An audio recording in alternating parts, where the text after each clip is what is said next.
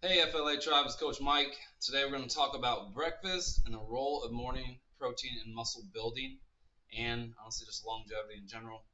This is a big stitch I have with the typical American breakfast venues, restaurants, and even what you cook at home. Just some quick, my own point of view of what's offered for breakfast. There's a bunch of carbs, lots of carbs, all the types of proteins that people typically eat in the morning are not lean. They're very fatty meats. All the sausages, the biscuits, the gravy, there's typically no chicken unless it's fried. Bacon, all that stuff. It's just not the best ratio of macros when it comes to meeting your goals and such, unless you plan accordingly. As well as those types of meats also have the least bang for your buck when it comes to how much protein you're getting per serving. So not only are there way more fat in those proteins, typical proteins for breakfast, but the amount of protein per serving for each of those is also smaller than what you would get typically if you did like actual chicken or ground beef or lean turkey or anything like that. So that's something you need to look at when you order stuff from a restaurant. I always get extra protein, even if it is like the extra sausage or whatever it may be. Um, that's the stuff you got to look for when it comes to the breakfast of the American culture right now. Not enough protein there and too many carbs. There's just unlimited amount of carbs and options that you can get. So you definitely have to be careful when it comes to what you order, how much you eat, all in that one serving. And because it'll set you up. This breakfast is setting you up for the rest of the day, and whether you're going to actually hit your ultimate protein goal for that day starts with breakfast. And we're going to go into that a little bit. Quick overview before I go into the actual details of it. This study, what did they test? The review focused on investigating the relationship between protein intake during breakfast and its effects on muscle mass and strength in adults. What do they find? The review found that a significant majority, 58% of the studies reported an increase in muscle mass associated with a higher protein consumption at breakfast. What does that mean for you? For individuals looking to enhance or maintain muscle mass and strength, incorporating a high protein intake during breakfast could be beneficial. However, some terms and conditions apply, and I'm going to go into that here. But everything I said before this, take it into consideration when you are ordering breakfast.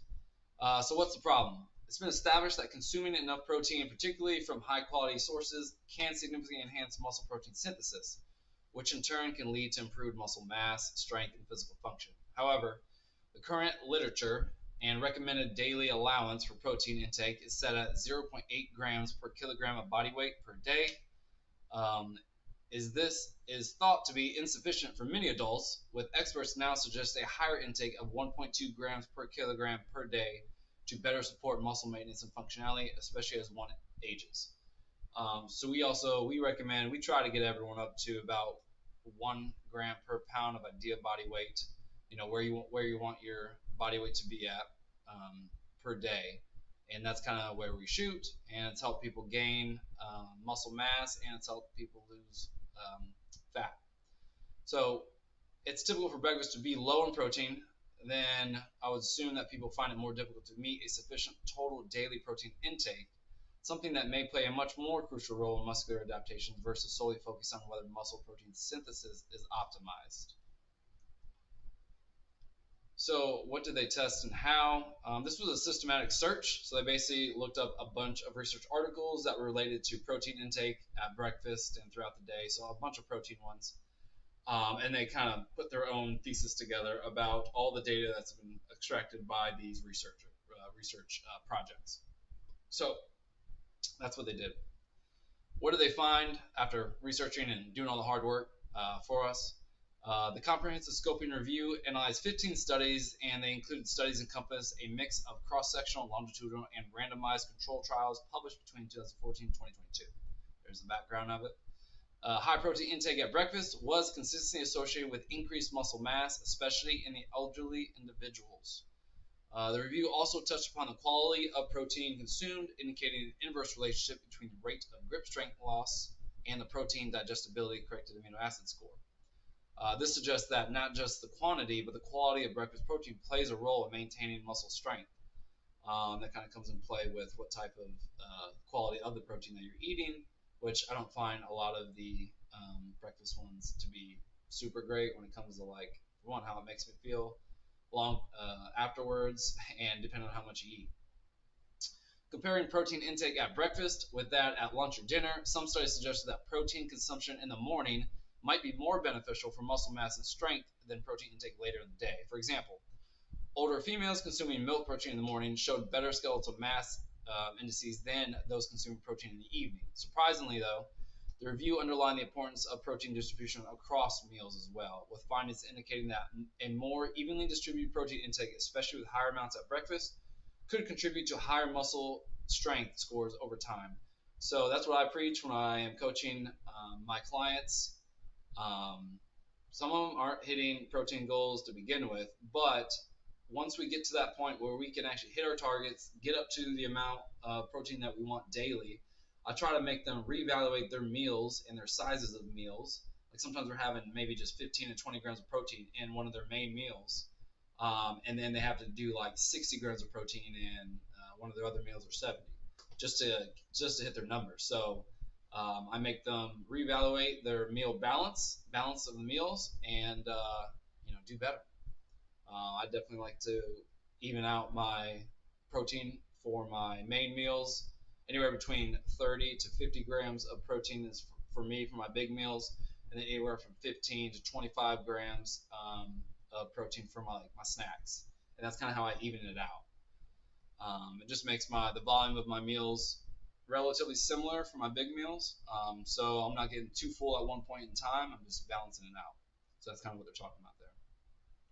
So overall, the evidence points towards a beneficial association between higher protein intake at breakfast and improved muscle mass, and to a lesser extent, muscle strength. The current literature on protein intake and muscle mass points at 1.6 to 2 grams of protein per kilogram of body weight being more than enough to maximize muscle growth and strength. Intakes that were not really explored in the reviews we're looking at. So that's not for everybody. That's a high protein intake, and a lot of athletes may be up in that range, but really you got to start where you're at right now, and work your way up until you kind of hit that ideal body weight in grams per pound. That's kind of how we start, but not everyone's the same. So it'll be different for everyone, but we start there, and then depending on your biofeedback, then we'll modify it accordingly. Okay, let's see here. Did I miss anything?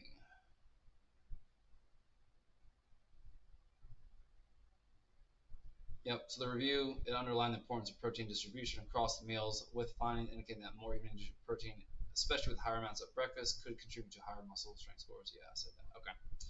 All right, so how can you apply these findings? For anyone listening, make sure to get your protein in. Skipping breakfast or having little protein during breakfast is likely to not play an important role in determining whether you make gains or not. So hit your total daily protein, and you're more than likely to be ticking most, if not all, gain boxes. So there's basically how much you get in breakfast isn't going to be a game changer when it comes to if you're hitting your macro targets every day anyway, for at least your protein target. If you're hitting that right and you're fine with how your meals are going and you don't feel overly full, then I would say keep doing what you're doing. But if you're not hitting your macro targets, the first thing to do is get those big protein grams in the breakfast and start your day off right. All right, so when you go out to breakfast, just make sure you are looking at the protein content and the content, the quality, and the quantity that you're getting. Because typically when you go to a restaurant, they will underserve their protein every chance they get. I don't know, unless you're paying a fancy restaurant some good money, any typical American restaurant doesn't really satisfy me with their protein portions that they give. Should check them on there and scale their meats, but I won't do it to them. I'll just make my own. Anyways, that's it for the protein breakfast in the morning. If you got any questions, hit me up in the comments, and I'll see y'all next time.